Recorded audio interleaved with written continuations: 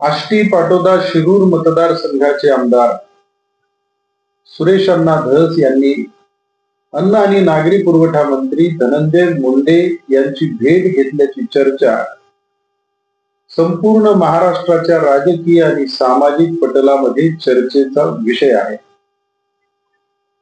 सुरेश धस यांचा रोखठोक स्वभाव पाहता त्यांना राजकीय आणि सामाजिक दृष्ट्याही विरोध करणाऱ्यांची संख्या त्यांच्या बाबत कमी नाहीये. त्यामुळं या लोकांना बोलण्याची आयतीच संधी मिळाली अशा प्रकारचं चित्र आहे. आता आमदार धस यांच्या विरोधकांनी या संधीचा फायदा घेणं हे आपण समजू शकतो,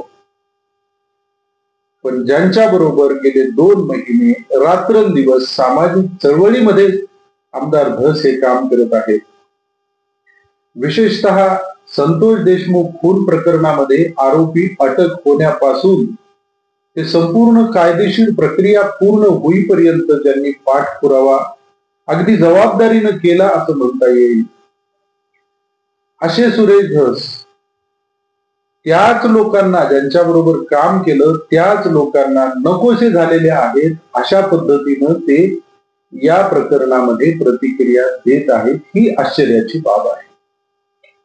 आणि म्हणून आमदार सुरेश धस यांनी तब्येतीच्या कारणास्तव जी मंत्र्याची भेट घेतली, त्या मंत्री महोदयांच्या भेटीच्या नंतर सुरेश धस यांना चळवळीमधून बाहेर टाकण्याची प्रक्रिया कोण करतंय आणि तशा पद्धतीनं वातावरण सुरू आहे का, आणि तसं वातावरण सुरू असेल तर त्याचं नेमकं कारण काय आहे, पडद्यामागचं त्याचा सूत्रधार कोण आहे, हे शोधण्याचा आपण या व्हिडिओमध्ये प्रयत्न करू.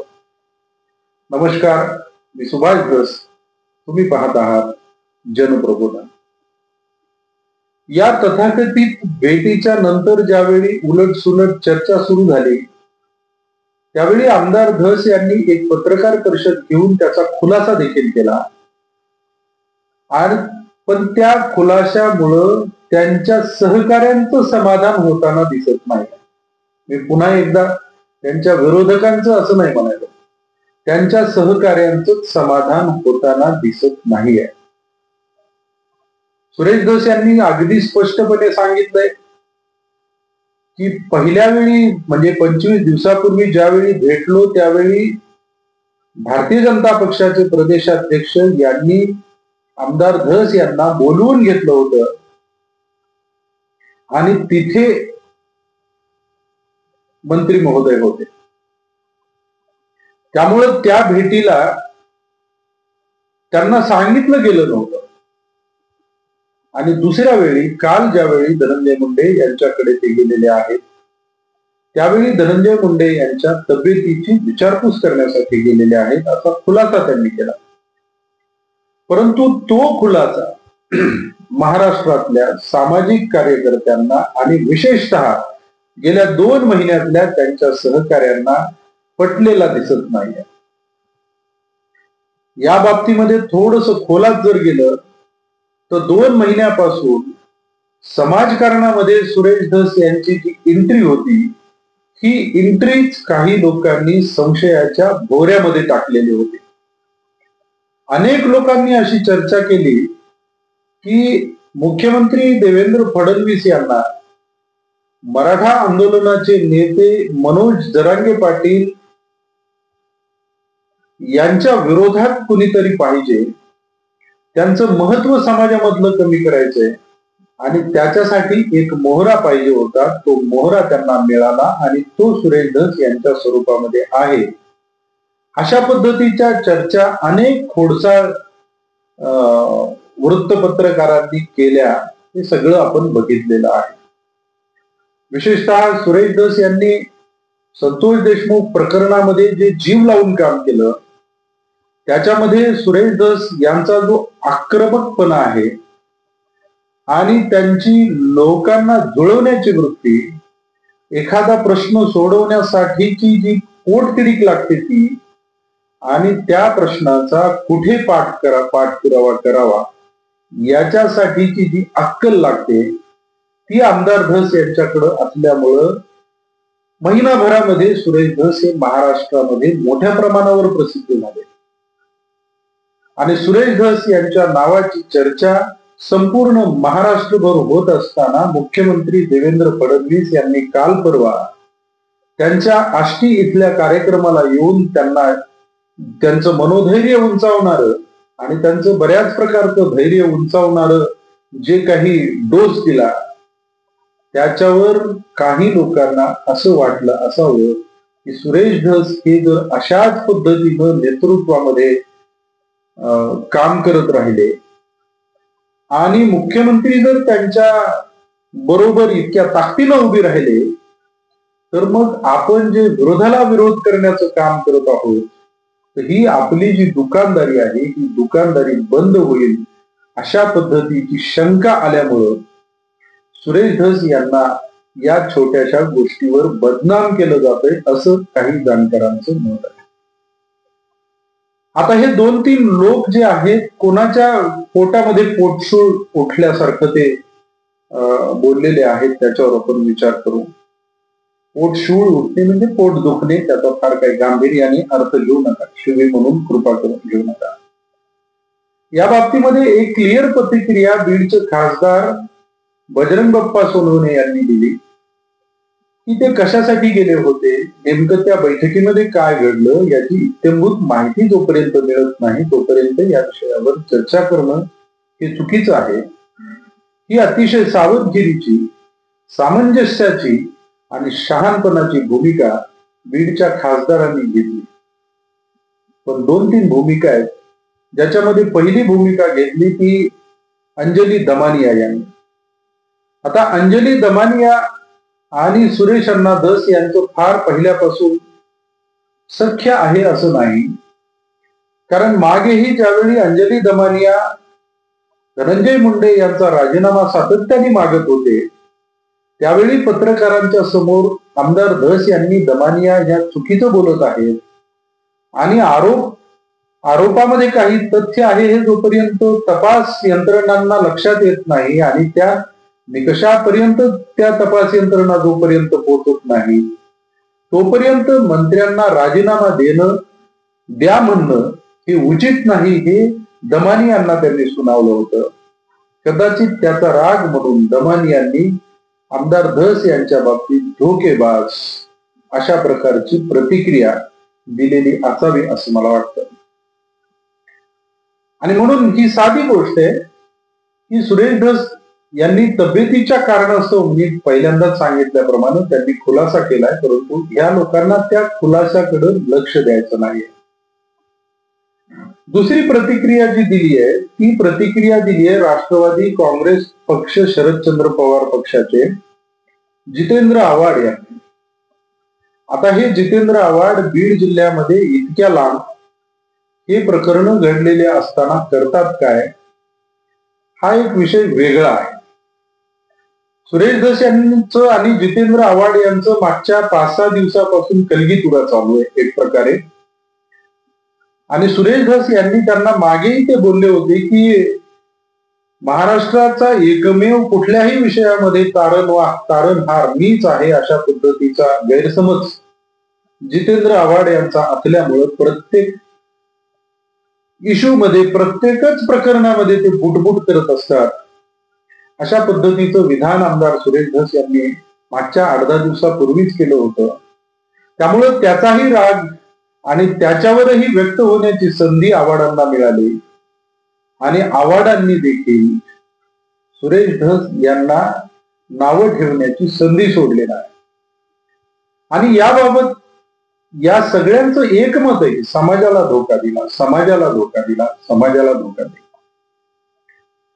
तिसरा जो महत्वाचा आणि सर्वात ज्याला वेटेज आहे असा जो मुद्दा मला सांगायचा आहे की मराठा आरक्षणाचे प्रणेते मनोजदादा जरांगे पाटील यांनी देखील या प्रकरणामध्ये जी भूमिका घेतलेली आहे ही भूमिका निश्चितपणे विचार करायला लावण्यासारखी आहे. अर्थातच त्यांनी विचार करून ही भूमिका घेतलेली नाही हे त्यांच्या भूमिकेवरून निश्चितपणे लक्षात येतं. कारण कोणीतरी पत्रकारांनी त्यांना जाऊन प्रश्न विचारला आणि ते म्हणतात हे जर खरं असेल तर, आणि मग 4-5 शिव्या देखील जरांगे पाटलांनी आमदार धस यांना हासडल्या आहेत. आता जरांगे पाटील आणि त्यांचे शब्दप्रयोग, त्यांची शब्द संस्कृती हा सगळ्या महाराष्ट्रभर म्हणजे चर्चेला आलेला विषय आहे. आणि त्या विषयावर आता पाटलांनी कशाही पद्धतीनं बोललं तरी कुणीही त्याच्यावर फार काही व्यक्त होत नाही. परंतु त्यांनी कुठलीही शहानिशा न करता आमदार धस यांना हरामखोर, लाज नाही, सगळ्या समाजाला धोका दिला अशा पद्धतीचं वक्तव्य का केलं असावं याबाबत देखील आपल्याला विचार करायला लागतो. कारण तब्येतीच्या कारणास्तव एखाद्या मंत्र्याची भेट घेणं किंवा उद्या एखाद्या कामास्तव, कारण ते अन्न नागरी पुरवठा मंत्री आहेत, मतदारसंघाचं जर काही काम निघालं तर त्या मंत्र्याकडे जाणं भाग आहे. आणि मग तुम्ही शिवताशिवत पण करू नका अशा पद्धतीची भूमिका घेणार का? मग ते पूर्वीच्या सारखं झालं वर्ण व्यवस्थेमध्ये की यांचं तोंड बघायचं नाही, त्यांना शिवायचं नाही, त्यांच्याकडे जायचं नाही, यांच्या गल्लीत जायचं नाही, यांनी पारावर यायचं नाही.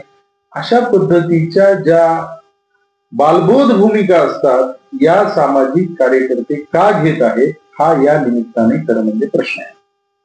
अर्थात मी बोलत होतो की जरांगे पाटलांनी या पद्धतीनं सुरेश अण्णा धस यांना का झटकलंय, सुरेश अण्णा धस यांनी सावध भूमिका घेतली आहे आणि पाटलांचा काही गैरसमज झालेला असेल तर मी दूर करील अशा पद्धतीची लीन भूमिका, नम्र भूमिका आमदार महोदयांनी घेतलेली असताना मला त्याला भेटायचं नाही, मला कोणालाही भेटायची गरज नाही आणि इच्छा देखील नाही अशा पद्धतीच्या तोऱ्यामध्ये जरांगे पाटलांनी का सुरेश अण्णांना बाजूला टाकले याबाबत देखील विचार करावा लागतो. कारण सुरेश अण्णा धस यांची देशमुख प्रकरणापासून जी सामाजिक क्षेत्रामध्ये एंट्री झाली त्या एंट्रीमध्ये सुरेश अण्णा धस हे जरांगे पाटलांना कुठल्याही पद्धतीनं वरचढच ठरत होते. मग ते व्यक्त होण्यामध्ये, भाषण करण्यामध्ये त्यांच्यापेक्षा वरचढ आहे, प्रश्न लावून धरण्यामध्ये त्यांच्यापेक्षा वरचढ आहे. अर्थातच आता विधानसभेचे सदस्य असल्यामुळे सगळीकडे महाराष्ट्राच्या सत्तेतल्या वर्तुळामध्ये देखील त्यांच्यापेक्षा वरचढ आहेत. आणि संपूर्ण मराठा समाजामध्ये एका महिन्यामध्ये त्यांचा जो वाढलेला टीआरपी आहे हा टीआरपी निश्चितपणे जरांगे पाटलांच्या मनामध्ये धडकी बनवणारा होता. आणि म्हणून जरांगे पाटलांना ही संधी आली आहे का की मराठा चळवळीपासून सुरेश अण्णा धस यांना तोडायचं. आणि मराठा नेतृत्व करू शकतो तर मीच करू शकतो, प्रामाणिक आहे तर मीच एकटा आहे. आणि मग हे सगळे लोक आपापल्या राजकारणासाठी सोयीनुसार भूमिका घेतात. अशा पद्धतीचं वातावरण आमदार सुरेश धस यांच्या बाबतीमध्ये निर्माण केलं जात आहे का असाही प्रश्न सामाजिक जाणकार आता विचारला गेला. खरं म्हणजे सुरेश धस यांनी ते क्लिअर केलेलं आहे की मंत्री महोदय म्हणून किंवा एखाद्याच्या तब्येतीची चौकशी करण्यासाठी जाणं हा संस्कृतीचा प्रकार आहे. आणि याबाबत त्यांनी मंत्री महोदयांना टोला पण लावलाय की संतोष देशमुख खून प्रकरणामध्ये त्यांच्या घरी जाण्याची तसदी देखील मंत्र्यांनी घेतली नाही. त्या मंत्र्यांना त्यांच्या दुःखाच्या काळामध्ये विचारपूस करणारी आमची संस्कृती आहे आणि म्हणून त्या संस्कृतीचं फक्त पालन केलेलं आहे. आणि या बाबतीमध्ये सामाजिक प्रकरणामध्ये मॅनेज होणारा मी आमदार नाही अशा पद्धतीचा खुलासा सामाजिक कार्यकर्त्यांच्या दबावापोटी त्यांनी केला. खरं म्हणजे असे खुलासे देत बसण्याची त्यांना गरज नाहीये. कारण हातच्या काकणाला आरसा कशाला या पद्धतीनं ते आतापर्यंत वागलेले. तोटा हो फायदा हो त्यांनी कधी आपल्या भूमिकेच्या बाबतीमध्ये कधी फार काही काळजी केलेली नाही. अडम आमदार म्हणून सुरेश धस हे प्रसिद्ध आहेत. आणि म्हणून सुरेश धस हे जर त्यांना मॅनेज होण्यासाठी बैठक करायची असती तर ती लीक होईल अशा पद्धतीनं ती बैठक निश्चितपणे केली नसते.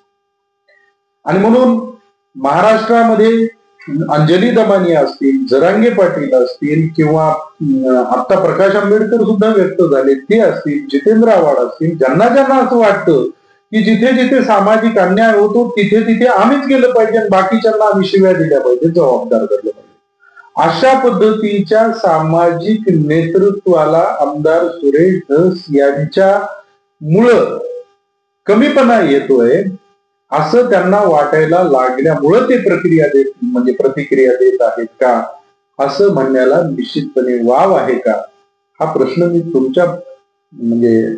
तुमच्यावर सोपवतो. धन्यवाद.